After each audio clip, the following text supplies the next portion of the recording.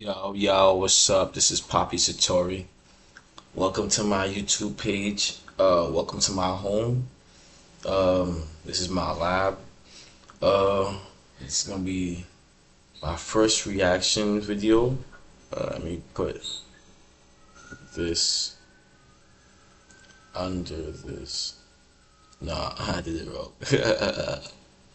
Yeah, like that. Yeah. Alright. Um, Fix myself. Adjust my camera. Move myself up. Um, yeah, I'm just gonna adjust this real quick. Yeah. So yeah, welcome to my YouTube channel. Um, I just seen this video, so I'm gonna react to it. Um, I'm Haitian, by the way. I'm a beat maker, 14 years of experience. Um, yeah, just watch this. To dismiss Haiti as nothing more than a failed state, a place of extreme poverty, violence, and chaos. A country that, despite so much help and billions of dollars in aid from other countries, just can't seem to prosper. But a closer look reveals a different side of the story. The story of a country of enslaved people who fought their colonizer and won, but then was severely punished for that victory. The story of Haiti cannot be told without the role of imperial powers that for centuries have extracted wealth from the country through violence. We don't talk enough about how even in recent years, countries like the United States have continued to meddle in Haiti to exploit the land and its people for profit. This is the story of how the Haitian people have been denied their full freedom and sovereignty to rule themselves.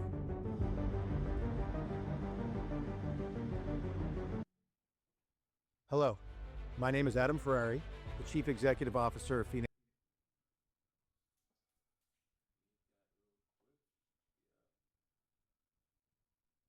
Gotta mute that real quick. Yeah.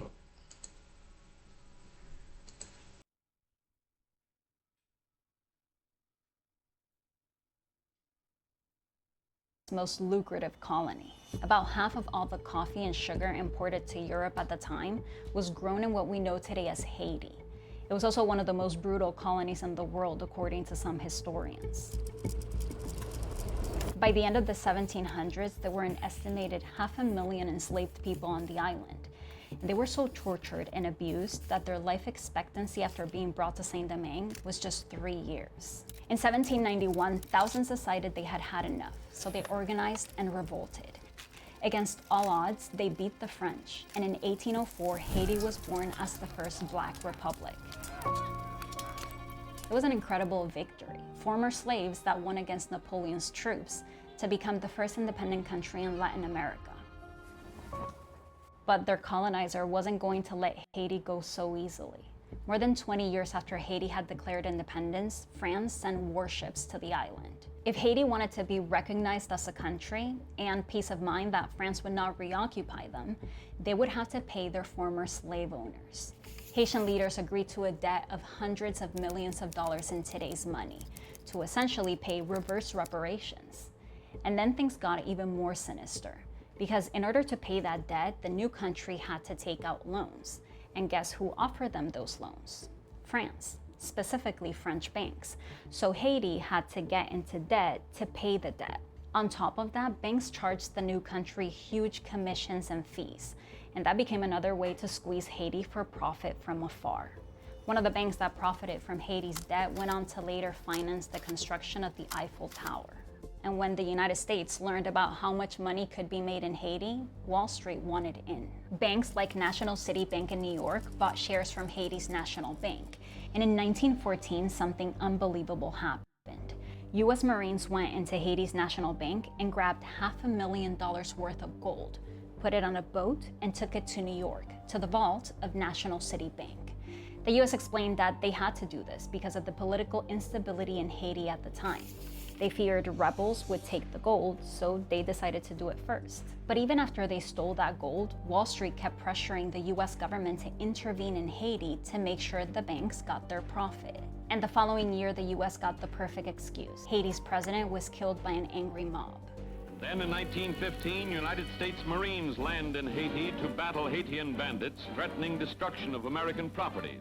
They stayed for 19 years, making it one of the longest US occupations, just behind Afghanistan. During that time, US officials took full control of Haiti's finances and forced the country to take on more debt. I say forced because even after Haitian officials said they didn't want another loan from a US bank, American officials insisted and then installed a president who would agree. Just to be clear, at this point Haiti was a sovereign independent nation, but the US was occupying it, managing its finances and making sure US banks got paid. According to a New York Times investigation, Haiti was spending more paying debts to National City Bank and its affiliate than it was spending on the country's government-run schools. National City Bank still exists, by the way. Today its name is Citigroup. The reason I wanted to make this video is because I noticed that the overwhelming majority of the news we get about Haiti focus on gangs and poverty, but rarely on the countries and corporations that help. Yo, women like her, I need more women like her in my life. Please, wherever you are, look for me. Beat by Satori. Satori made it. Oh my gosh, just the fact that she took the time out her life and her day, the seconds of her time to make this type of content. It's just crazy. I'm just here like, wow. Yo. Some things I didn't even know. I'm first generation in my family.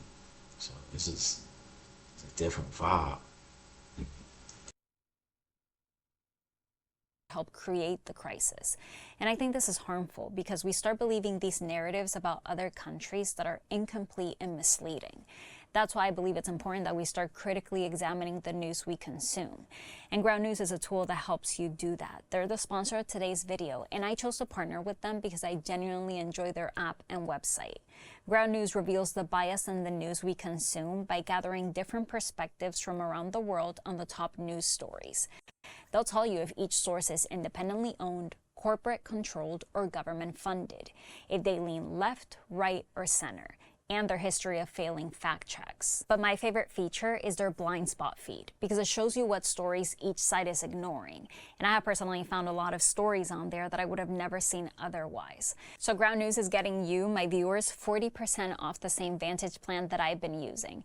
That's $5 a month to get the context that's missing from your social media feed. So just visit groundnews.com/Bianca or click the link in my description. These videos are possible thanks to the support of our sponsors. So subscribing supports this channel and the team at Ground News working to keep the media transparent. Now back to the video. The US went on to control Haiti's finances for another 13 years after the occupation officially ended. That's more than 100 years from the moment France imposed that devastating debt on Haiti. During that century, there were years when coffee was in high demand, and Haiti was producing and exporting tons of it. The country should have been reaping all the wealth that once made French slave owners rich. But instead of investing that money into the needs of Haitians, like schools, running water, transportation, and electricity, they were sending it to former slave owners, banks, and shareholders in France and the US. Some argue that there was so much instability and corruption within the Haitian government that there's no guarantee that money would have been spent on the needs of the people if it stayed in Haiti. But the point is, Haitians were never even given the chance because the money didn't stay in Haiti. And it is true that some of these predatory deals were possible with the help of some local Haitian officials. But here's the thing, even when elected politicians were opposed, those foreign countries like the US found ways to force them. Like when the United States wanted to change the Haitian constitution because it didn't allow foreigners to own land. See, after so many years of French colonialism, this was an important protection for the Haitian people. They didn't want outsiders amassing so much wealth and power that they could control and oppress the local population. So a lot of Haitian lawmakers were opposed to changing it. Well, US Marines went into Haiti's National Assembly and forced Haitian lawmakers out at gunpoint. And then they replaced the legislature with officials that quickly approved the new US-backed constitution. President Franklin D. Roosevelt even bragged about writing it himself. He said, "The facts are that I wrote Haiti's constitution myself, and if I do say it, I think it's a pretty good constitution." And it was definitely pretty good for US business interests because now that foreigners could own land in Haiti, US businesses leased thousands of acres for plantations. And then they used Haitians as cheap labor, paying them as little as 20 cents a day. So more than 100 years after slavery had been abolished, foreign plantation owners were finding new ways to exploit Haitians and enrich themselves. All along, the US defended their occupation of Haiti by saying it was necessary to bring stability to the country. Contingents of United States Marines keep order in Haiti, withdrawing only when Haiti finally becomes nation of peace and prosperity. But there was one US Marine who later regretted what he did in Haiti and other countries. It was the Marine general that led the operation to force Haitian lawmakers out of the assembly. His name was Smedley Butler, and he said this about his time in the military. "I was a racketeer, a gangster for capitalism. I helped make Haiti and Cuba a decent place for the National City Bank boys to collect revenues." Butler gave that speech in 1932. And here's where you say, well, that was a long time ago. What does that have to do with what's happening today in Haiti? Well, that practice of meddling in Haiti's politics. Yo, bruh, she's too wavy. Shouts out to Bianca Graulau. Bianca space Graulau. Yeah. That's how you spell her name. Yeah, just in case y'all know. Yo, this is fire. Yes, I like this. Oh, and also make sure y'all like and share. You know what I'm saying? Share with y'all soul homies too. You know what I'm saying? Anybody that's a soul or like anybody that wants to learn about where Kodak is from and stuff like that. Yeah. Tap in. To serve Western interests has not stopped. Assembly. His name was Smedley Butler, and he said this about his time in the military. "I was a racketeer, a gangster for capitalism. I helped make Haiti and Cuba a decent place for the National City Bank boys to collect revenues." Butler gave that speech in 1932. And here's where you say, well, that was a long time ago. What does that have to do with what's happening today in Haiti? Well, that practice of meddling in Haiti's politics to serve Western interests has not stopped. After the US occupation came almost 30 years of a bloody dictatorship. The Duvaliers, first Papa Doc and then his son Baby Doc, ruled with brutal force. But they enjoyed US support because they were allies against the threat of communism in the Caribbean. Instead, the Duvaliers provided a climate beneficial to US corporations. That's minimal taxes, low tolerance for trade unions, and starvation wages for workers. During the dictatorship, the manufacturing industry grew in Haiti. At these factories, Haitian workers made the baseballs that players used in the Major League, and the Sesame Street stuffed animals and Disney t-shirts sold in US stores. But those workers were paid the lowest wages in the Western Hemisphere.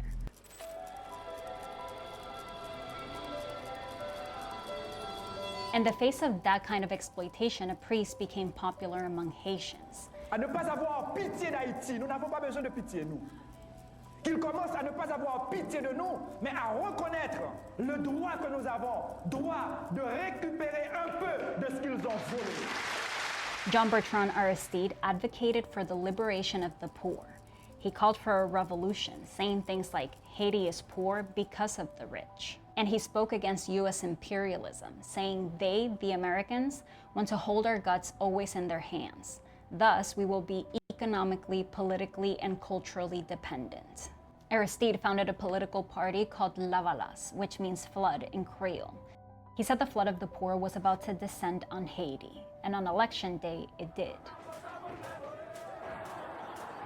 When Haitians finally had a chance to vote again after decades of dictatorship, they elected Aristide as their president with 67% of the vote. When he won, poor neighborhoods all over the country erupted in celebration.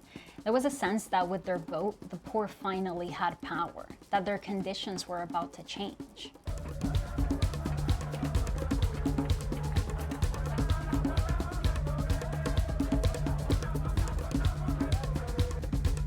But the celebrations were short-lived. See, Aristide wanted to increase taxes on the wealthy and take away power from the Haitian military.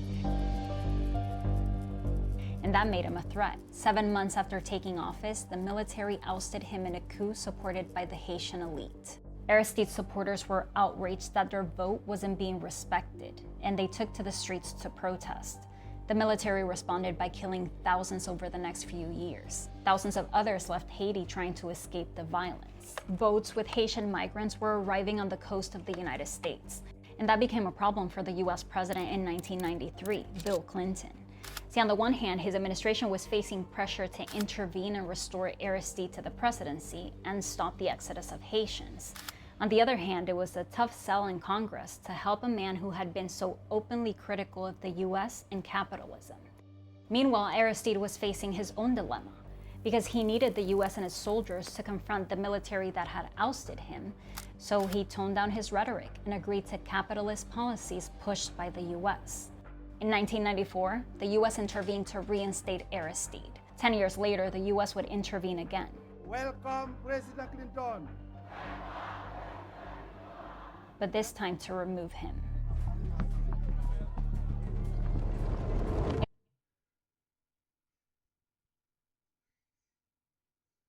Watch what milk does to your eyes.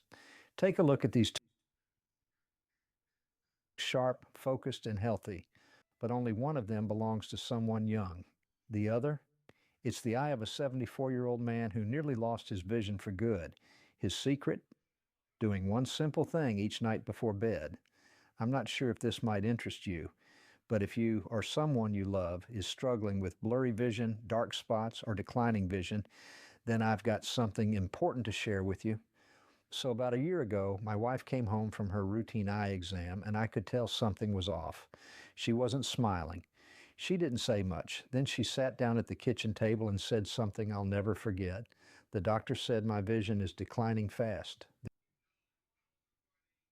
Dr. Sebi, Dr. Yaki. Yaki awakened.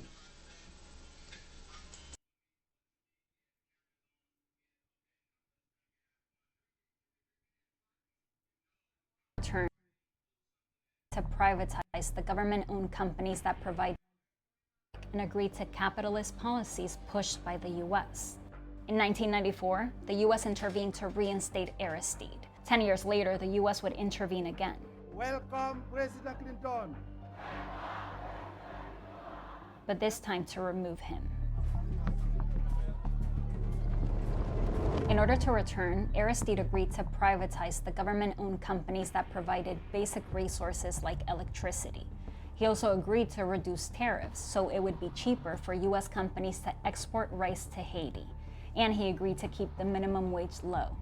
See, the US government had long been advocating against raising the minimum wage in Haiti. When Aristide returned to power, he still ordered an increase to the minimum wage. But the hike was so modest that it didn't even make up for the sharp rise in inflation the country had seen after the coup. Why they not trying that shit with Africa, the continent itself? You know what I'm saying? Why they bullying places like Sudan and stuff like that? And I'm not speaking on them. It's not my business. Yo, this shit is deep. All this shit is deep. This world is built on war. But the war, the people that's warring, ain't even the main people that like, well, this shit is deep. This shit is deep. Let's keep on watching. The increase meant workers would be making the equivalent of little more than $14 a week. In the 90s, activists from the US traveled to Haiti to document the conditions of workers who made Disney t-shirts. On $14.40 a week wages, this is how you live. 3 families call this home. $14 is almost how much the activists said Disney was charging for a single t-shirt at the time. And workers were required to work on thousands of them in 1 week. Do they know how much this sells for? Est-ce que nous connaissons combien ils vendent aux États-Unis? No. 390 goods. The US would continue to intervene against raising the minimum wage in Haiti long after Aristide was gone. We know this thanks to WikiLeaks. Companies like Haynes, Fruit of the Loom, Levi Strauss, these are named in the cables who use these contractors. Assembly zone contractors who have these contracts with Haynes and Fruit of the Loom are putting enormous pressure with the U.S. Embassy on the Haitian Parliament not to increase the minimum wage. That was in 2009, when Barack Obama was president and Hillary Clinton was Secretary of State. It turns out the Clintons have been heavily involved in Haiti in the last few decades. Remember I told you Bill Clinton was the president that helped Aristide? Just remember the Haiti allegations. Remember that shit. The Aberdeen shorty. Yeah, some shit like that. But yeah, this is crazy. This is crazy.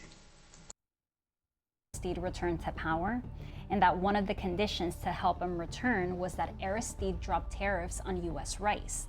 That meant that it was going to be a lot cheaper for U.S. farmers to send rice to Haiti. So the country was flooded with rice from the U.S. Haitian rice growers could not compete, and many were pushed out of business. Clinton actually apologized for this in 2010. It's maybe been good for some of my farmers in Arkansas, but it has not worked. It was a mistake. It was a mistake that I was a party to. I am not pointing the finger at anybody. I did that. I have to live every day with the consequences of the lost capacity to produce a rice crop in Haiti to feed those people. Meanwhile, in Haiti, Fuck the Clintons. Fuck Bill Clinton. Fuck Hillary Clinton. Fuck their children. Fuck their family. Fuck their bank accounts. Fuck where they live. Fuck their children. Fuck their spirit family. Yeah, fuck the government that deals with them, that sides with them. Yeah. Haiti, Aristide was losing support. Unions and grassroots groups were disappointed in him. They accused him of selling out to U.S. interests. But he still ran again for president in 2001. And in 2003, Aristide did something that shocked Western nations.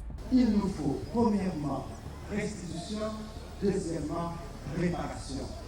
Aristide formed a commission to study how much the debt Haiti had paid to France had cost the country in today's money. They concluded the figure was $21 billion.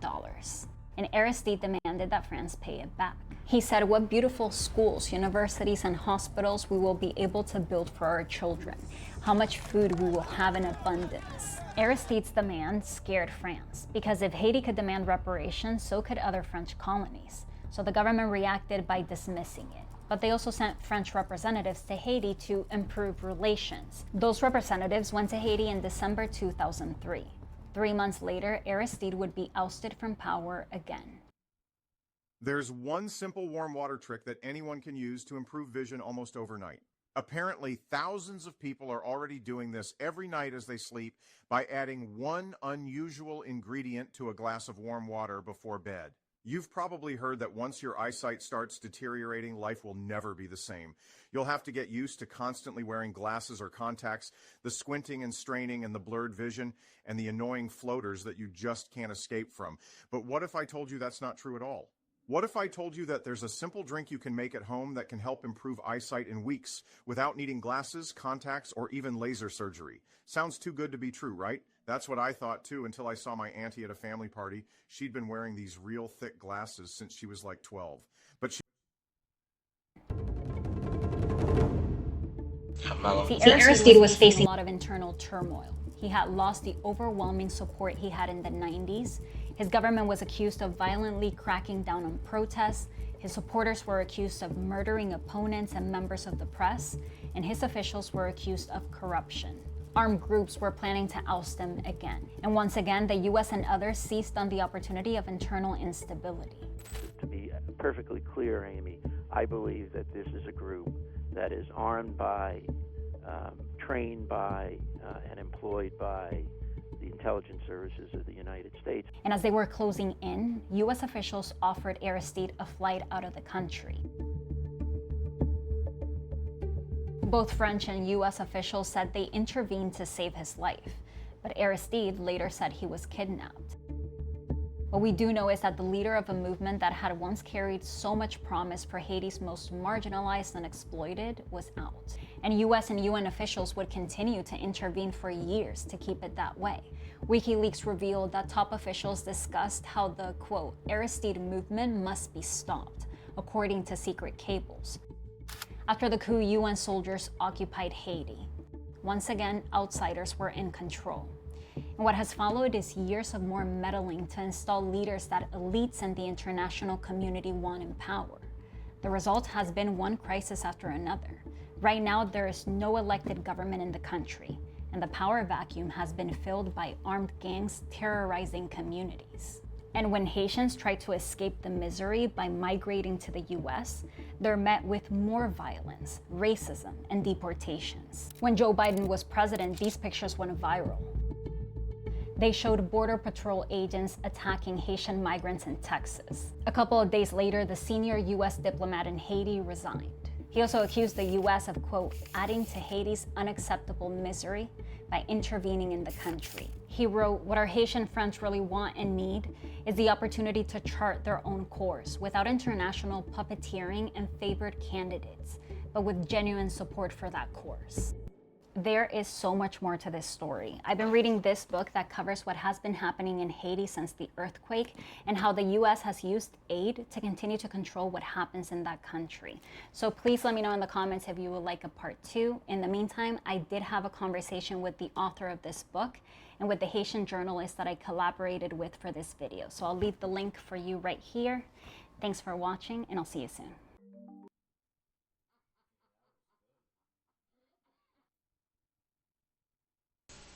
That was interesting.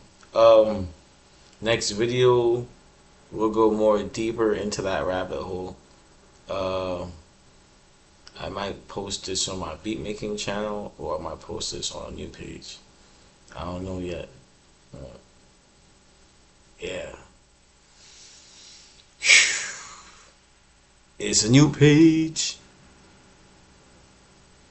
Nah, it's not a new page. Fuck that.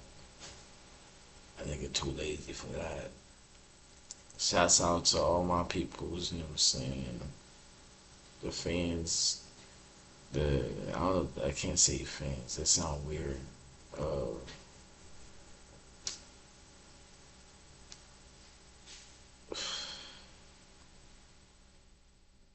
Fellow peoples, yeah.